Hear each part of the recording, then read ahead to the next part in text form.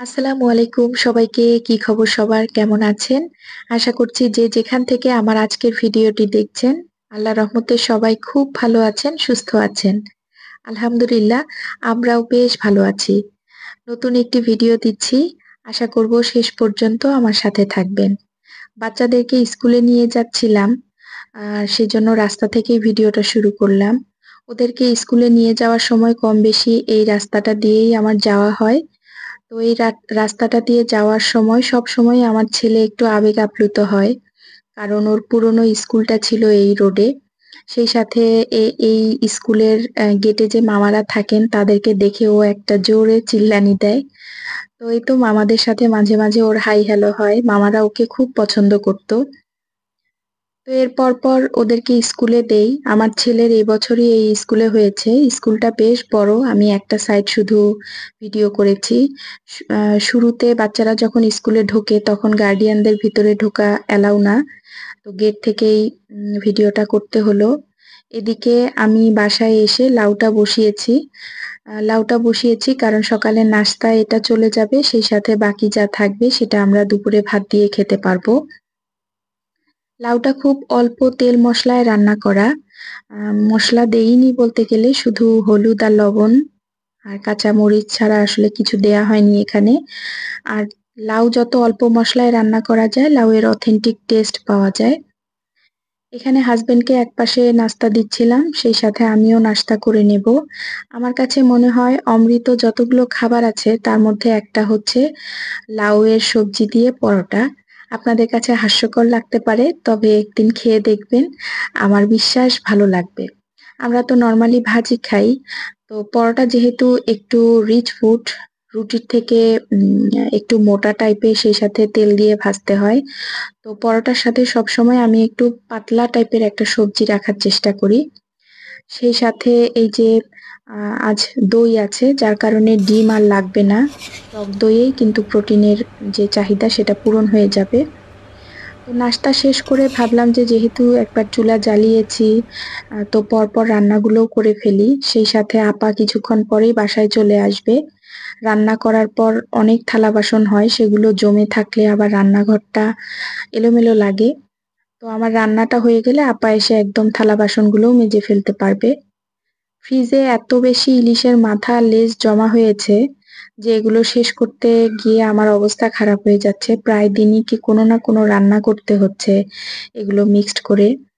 তো এখানে আইড় মাছ এবং বেলে মাছটা আমি রান্না করে ফেলবো। বেলে মাছ বিভিন্ন ভাবেই খাওয়া হয়, তবে আমার বাসায় এইভাবে বেশি চলে। বেলে মাছ খুব নরম মাছ হলেও মাছের কাঁটাটা কিন্তু খুবই শক্ত। তো আমি হালকা সেদ্ধ করে কাঁটাটা বেছে দেন এভাবে করে একটু ভুনা করে নিই। তো বাচ্চারা এই মাছটা খেতে পছন্দ করে, সেই সাথে কাঁটা থাকে না, তো ওদের জন্য সুবিধা হয়। তো শেষের দিকে আমি একটু পাঁচফোড়নের গুঁড়া দিয়েছিলাম। পাঁচফোড়নের গুঁড়ার ফ্লেভারটা এই মাছে কিন্তু বেশ ভালো লাগে। ছেলে মেয়ে স্কুল শেষ করে ওরা কোচিং এ গিয়েছিল একা একা, তখন আর আমাকে যেতে হয় না। তো ছেলেকে আনতে গিয়েছিলাম, তখন একটু এই দোকানে এসেছি। ছেলের জন্য একটা ওয়াটার বটল দেখছিলাম। ওকে কিছুদিন আগে আমি একটা পানির বোতল কিনে দিয়েছিলাম বেশ প্রাইস দিয়ে, সেই সাথে ফুড গ্রেডেড ছিল। কিন্তু তারপরেও দেখলাম বোতলটা থেকে কেমন যেন একটা উটকো গন্ধ আসে, যেটা আমার ছেলে নিতে পারে না।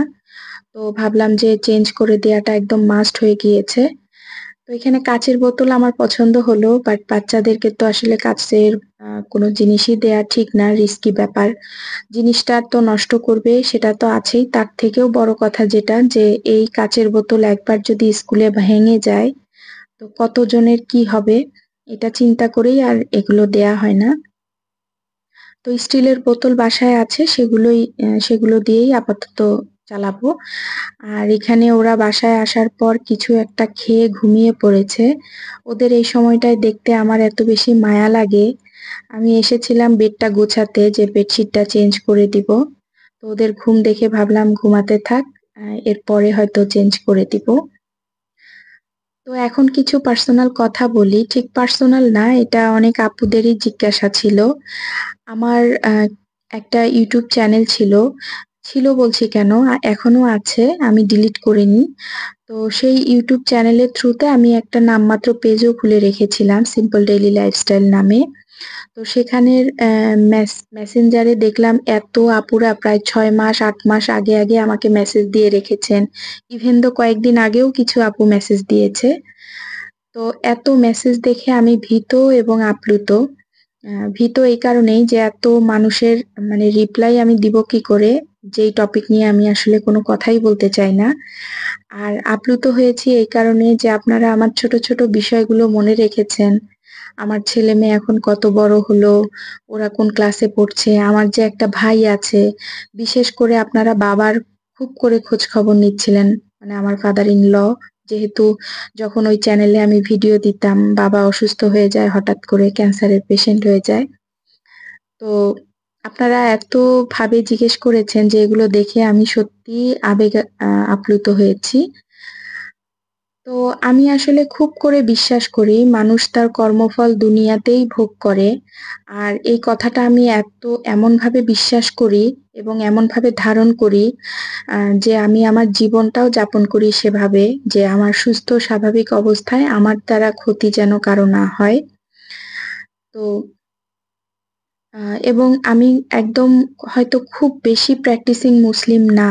মানে ধর্মীয় ব্যাপারগুলো অনেকেই হয়তো যেভাবে রপ্ত করে আমি সেভাবে না করলেও বেসিক কিছু জিনিসে আমার ফোকাস খুব দৃঢ়ভাবে থাকে। মানে সেগুলো আমি খুব দৃঢ়ভাবে ফলো করি। তো তার মধ্যে এটা কিন্তু একটা যে আমি কারো কখনো ক্ষতি করব না আমার জ্ঞানত অবস্থায়। তো আমি আসলে বলতে চাই না যে এই বিষয়গুলো কন্ট্রোভার্সি ক্রিয়েট করে, সেই বিষয়গুলো সম্পর্কে আমি কখনো যাব না, আমার এথিক্স আমাকে পারমিট করবে না। আমি ওভারঅল একজন শান্তশিষ্ট কুল কাম টাইপের একজন মানুষ। আপনারা হয়তো আমার ওই চ্যানেলে যারা শুরু থেকে ছিলেন বা আমার কয়েকটা ভিডিও দেখেছেন বা আমাকে পার্সোনালি চেনেন, আপনি বুঝতে পারবেন যে আমি খুবই শান্তশিষ্ট টাইপের একজন মানুষ। ঝামেলা থেকে আমি ১০ হাত দূরে থাকতেই পছন্দ করি। তো ওই চ্যানেলটা আমার কোনো একটা ইউটিউবার, আমার ছোট্ট একটা চ্যানেল। আমার চ্যানেলটা হয়তো বড় হয়ে যেত, আমার ল্যাক অফ নলেজ ছিল অনেক। আমি অনেক কিছুই জানতাম না ইউটিউবে ভিডিও দেওয়ার ব্যাপারে, যেটা কিনা আস্তে আস্তে শিখেছি। আ তো সেই চ্যানেলটা এত ছোট কিন্তু একজন বড় ইউটিউবারের হিংসার ফল কিন্তু আমার সেই চ্যানেল। আমি জাস্ট এতটুকুই বললাম, এর বেশি কিছু বললাম না। আর এছাড়া আমি পরবর্তীতে দেখেছি যেই চ্যানেলগুলো খুব সম্ভাবনাময়, বেশ অনেক আপুদের কাজ এত সুন্দর, সুন্দর আমি নিজেও দেখতাম।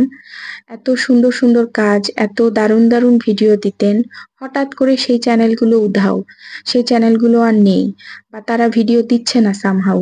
আমি জানি না উনাদের কি পারপাস ছিল।